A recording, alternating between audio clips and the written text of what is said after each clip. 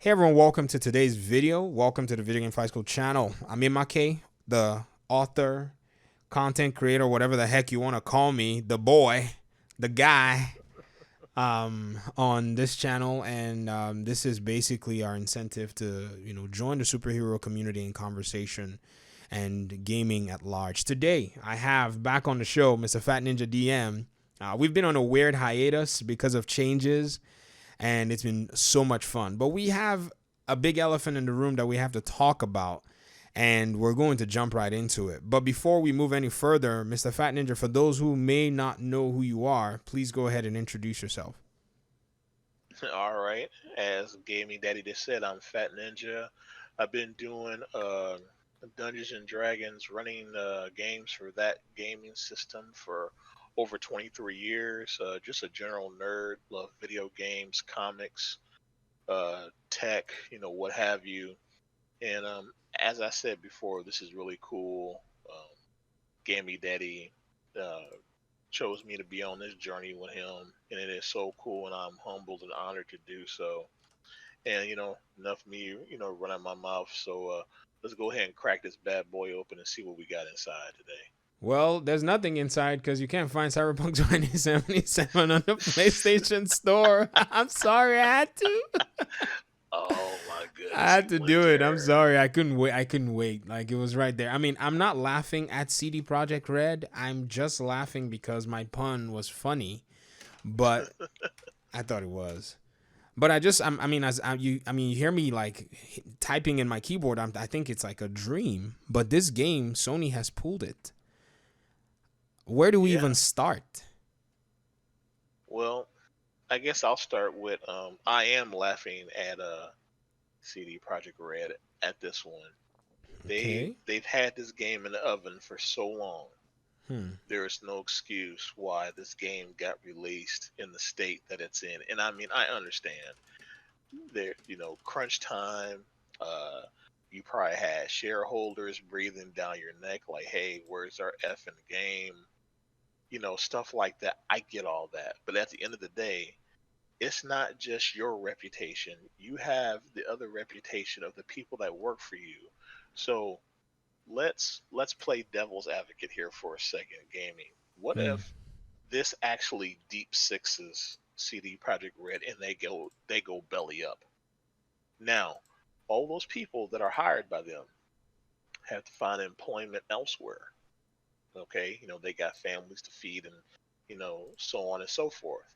Now, if their names are tied to this dumpster fire right now that is Cyberpunk 2077, how do you Hmm. think these people are going to find gainful employment? Because when a game is bad, not only do they blame the company that published it, they also blame the developer and everybody underneath that developer. So, graphic designers, technical aspect, technicians, game testers, whatever, they're all going to catch the flack for this. So, yeah, I am laughing at them because this is just something that should have never been done, should have never been released, and should never, hopefully, ever darken the doorstep of any gamer's door ever again. Hmm.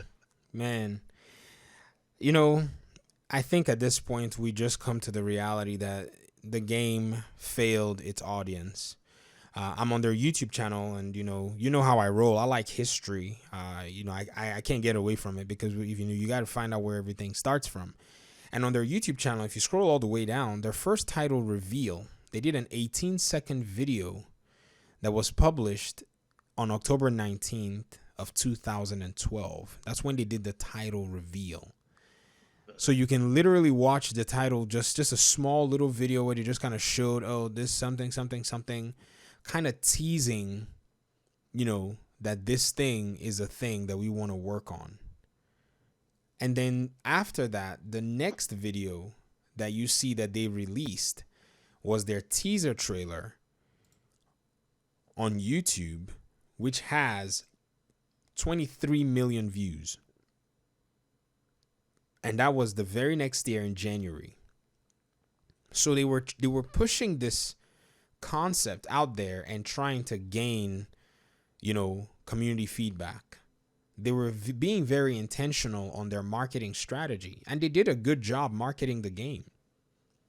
Now, when it came to delivering the game years later, after all of this hype, the game basically just did not meet the expectations. Even if you look about a year ago, they had Xbox and PS4 console ads, unboxing. They were sending these, huge editions to people to unbox and all that. I think they ate the bug of AAA status company and did everything wrong. They did it. This is the old school way they used to do it. Remember back in the day, they'll show you a beautiful CGI trailer, and then when the game came out, it was nothing close. I think they were. Yeah. I think they were developing this game with that mindset, because remember, this was before Steam put the policy where they wanted games to only have pictures of in-game footage on the showcase. Remember, I think somewhere around 2015 or so, after Rainbow Six Siege, the Yeah. policies changed. So this game was already being made before those change of policies. So they kind of still continued with that good old, oh, we're gonna wow you with our teaser, but the game is just going to be basically a skeleton version of what you got to see. So I guess time just moved way too fast in the production cycle that they could not catch up. And I think you had said something earlier when we in our earlier conversations that they were probably cooking this game up, and everything that they had in mind to do was for that time and that and that era. And then once 2020 reached, they were still stuck where they were. Hmm. And so, what do we have now? Now we're PC players. I've played a little bit of the game. I've had only one random tiny little bug, and that's all. The game is running fine. I'm playing 60 FPS. I bet you if I fire it up on my production rig, it's going to run like butter. I can probably run 4K for the stinking game. But how about the millions of people who bought it on PC? They are the ones that are now taking on a PlayStation 4. Sorry, they're the ones that are now taking the brunt of everything. So I don't know, man. I just feel like this is tough luck for them. They've learned a hard lesson, and if this makes them go belly up, well, I guess they'll serve as the biggest lesson ever learned in gaming history. Yeah, absolutely. And there's another aspect. It's not me being a disabled gamer, trying to sell a sob story. I'm only saying this because of this point. Like you said, gaming, they they let them themselves down because they've been touted as one of the top tier makers of RPGs, but they've also let the whole gaming community now because, like you said, there was so much hype drummed up about this game over years and years and years. And I say all that to say this: most AAA title games at least have key binding options that are free and free to do what you want. And Mm-hmm. most AAA games allow third party software support, in which I mean, like for disabled people like myself, voice attack, voice bot, IR, IR tracking and stuff like that. None of that is available in this game, and I wish they would have told that up front because I was hyped up. I was like, okay, Cyberpunk. I'm used to the actual pen and paper role playing system, and I mean, I didn't see a whole lot of the translation, but I saw enough to get me interested. So I went and pre-ordered the game, and I got it installed and got it all ready and fired up, and so I had my voice attack ready to go.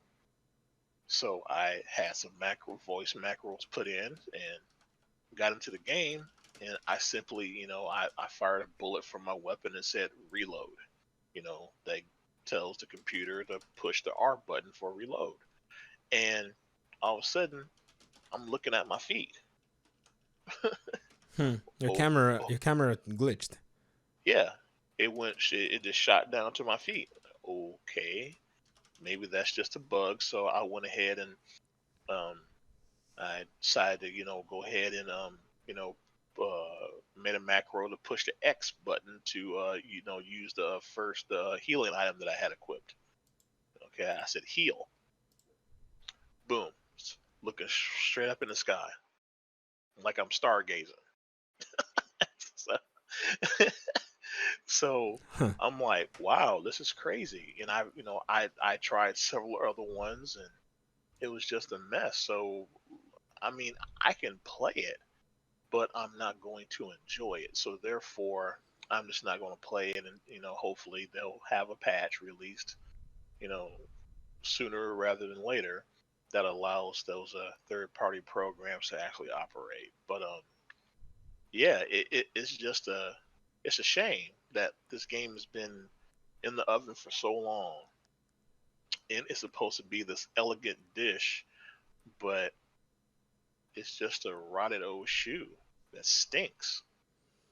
And Hmm. once you get a stink like that of a dish that's supposed to be so elegant, you can't get that smell out of your clothes, and most importantly, out of your mind for a while.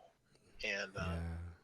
I just hope this isn't the end of CD Project Red. I really don't think it is, but you know how the internet is these days. If Hmm. the right people get a hold of this and they spin it the wrong way, it can be a detriment to CD Project Red. And they're doing damage control right now, but the question is, gaming, is it going to be enough? Huh. Honestly, they are most likely going to recover from this, but they're not going to make a rebound.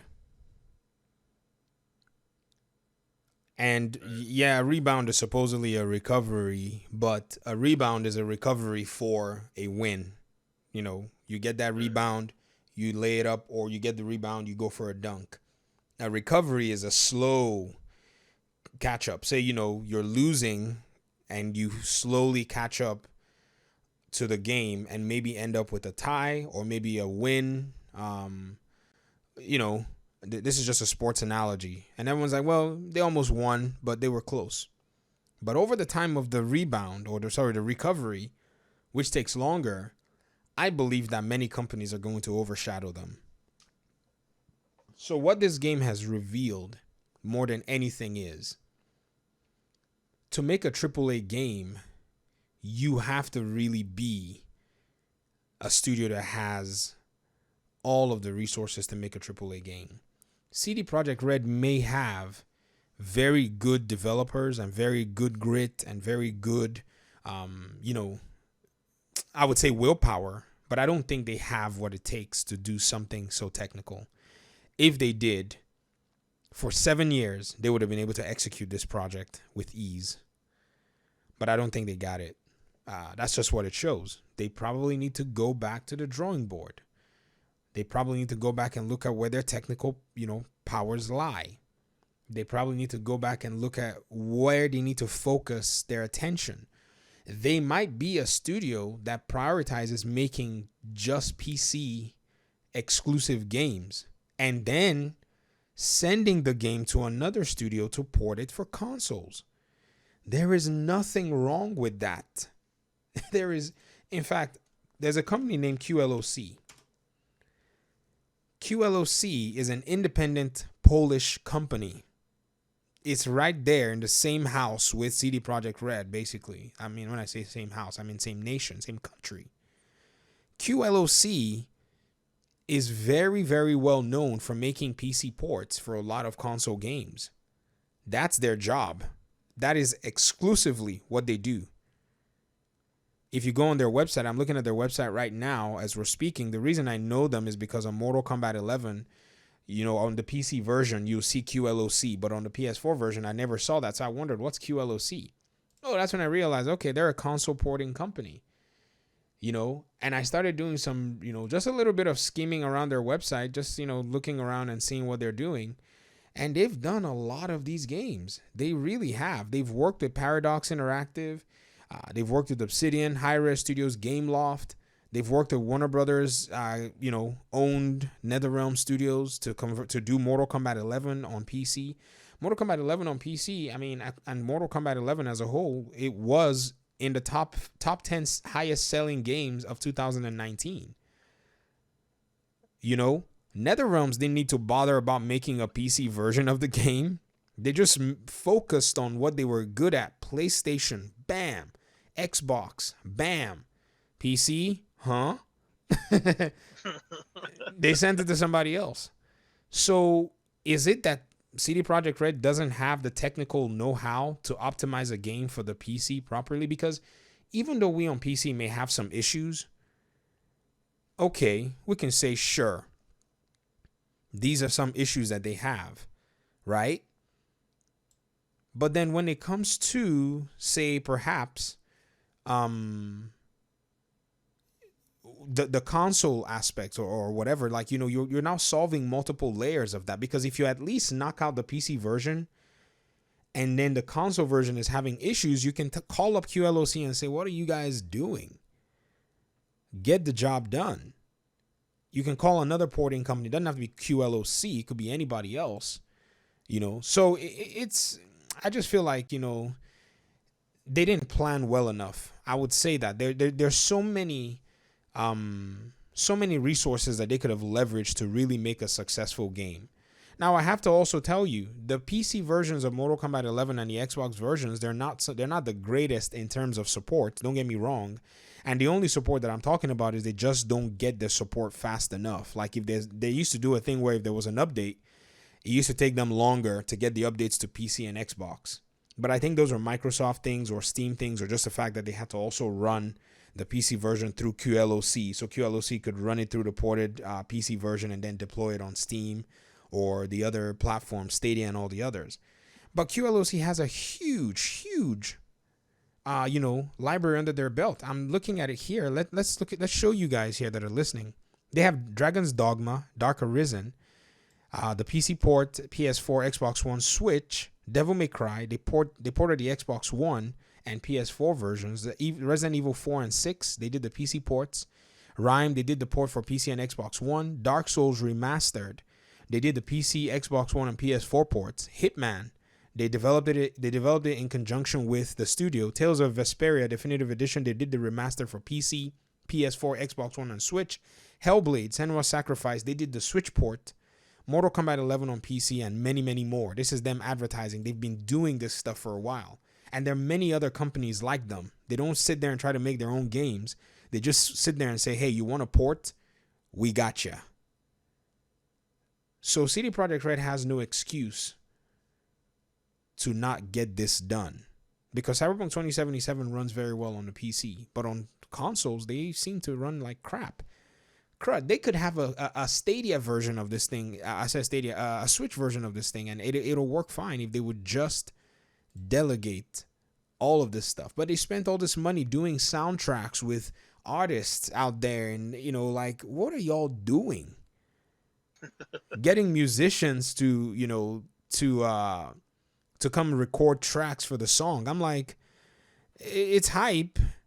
But when you look back, you're like, that was a waste of money, time, and resources. Hands down.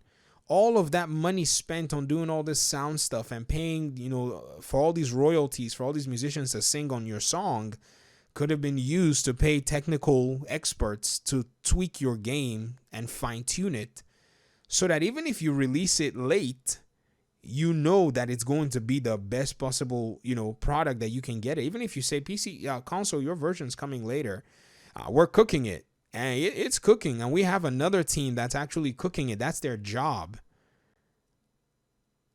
But I don't know, man. I think it's a matter of mismanagement. I think the studio developers, the heads of the studio, I think this also showed their inexperience as well. You know, they did The Witcher. The Witcher came out in 2015. It was a simpler time then. But now game development has advanced so much. An indie development studio would do a clean game with no bugs. Hollow Knight, all these games that became platformers. This Is Our Land, early access games that are even still good, that are not buggy, that are done by small teams. So the standards have increased so much. I don't think CD Projekt Red could have gotten away with this. I don't know. I know maybe some other people might look at this from a surface level, but when you start scraping and looking deeper, you just find out that, man, this was just poor management. And those developers, and to your question, I think it took me all this while to get to your question. Those developers are going to be fine because people understand that this is a thing about leadership. That's why those two guys, they constantly apologize. Marcin Nowinski and the other studio heads, they're the ones who put their names on the apologies, because they know that the buck stops with them. So those guys are going to find work. If they're talented enough, people are going to take them. But at the end of the day, I really don't know. I really don't know how it's going to play out. Yeah, I hope it definitely like you said earlier, the rebound does turn into a win for them, and especially for the people that work under them. Like I said before, they've got families to feed, bills to pay. And so the people at CD Projekt Red, if they're ever gonna need work someday, sometime, I think many of them are going to still get work. It's not the end of everything for them. The artists, the designers, the programmers, the coders, they're gonna get work. Plus it's a different game too. It's a different game. But yeah, that's me answering your question, Mr. Ninja. And no, that's really cool. And like I was saying, I just hope that they can rebound for the win instead of having the basketball stuck between the rim and the backboard. Yeah, that's very important for them. I think Yeah. they'll be fine though. I mean, I think now they really do need to face the criticism that it's a learning experience. Everybody faced the criticism heavy. Ubisoft faced heavy criticisms when they used to bring out much more buggy games. EA faced criticisms when they used to be very greedy. And now they've moved to much more single player focused games, and they've kind of toned down, or in many cases removed the monetization entirely. They brought out Star Wars Rogue Squadron and Star Wars Jedi Fallen Order, and not a single ounce of monetization can be found in these games, which is insane compared to 2017's Battlefront 2, which they gave a new game, the name of a classic Star Wars game, and then added all those scummy practices. They were bold, man. But when they got the heat from the community, and that game wasn't buggy, it was good, but the heat they got from the community, it wasn't the kind of heat that they could withstand. I mean, Warner Brothers games, they also got heat when they put a little monetization store on Middle-earth Shadow of War. They removed the monetization in the entire game. Only Ubisoft still leaves their monetization there anyways, even though they get flack for it, but they've made it where the games you can still progress without touching those monetization stores in there. I don't even touch them if I get an Assassin's Creed game. But it's the reality that we're facing right now. And I think, CD Projekt Red, they need to face this music right now, and they will get better for it. They'll get better for it. Yeah, I think what they need to do is do like what when Nintendo makes a really horrible, stupid mistake, like more than what they normally do. Mm-hmm. They need to, of course, apologize on camera and take a pay cut for a while, and hopefully eat a big slice of humble pie because yeah, it definitely something needs to be done. But I digress. We still want the game. We want it to be in a state to where it can be played and enjoyed by everybody, and that's the main focus at the end of the day. It is. It is. But I guess we're going to kind of cut this short here. It's really sad at the end of the day because this is a studio that I really wanted to succeed. I'm really sad that they did not really succeed the way I did want them to. But at the end of the day, it's a lesson for everybody. It's a lesson for those of us who sometimes, we give some expectations that may not be, realistic to some of these different companies, and, they fall short. But, it's all human, error and all that stuff. And no one's perfect.